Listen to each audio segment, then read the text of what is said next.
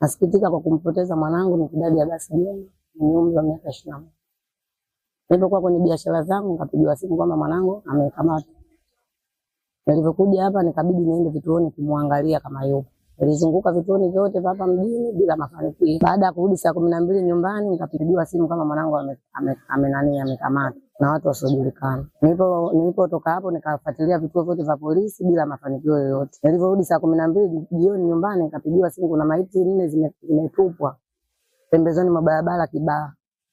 Nikabidi nitoke hapa nifunge safari mpaka Kibaha. Kwenda tukakuta zile maiti zishafikishwa Tumbi. Nikachukuliwa hadi Monchwali nikaenda kutambua mwili wa mwanangu. Ndio niliporudi hapa nyumbani kaanza na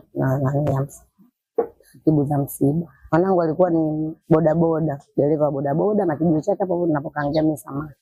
Na hadi hiyo siku ya kutekwa alikuwa nyumbani kala kashiba akawa anaendesha tu bodaboda.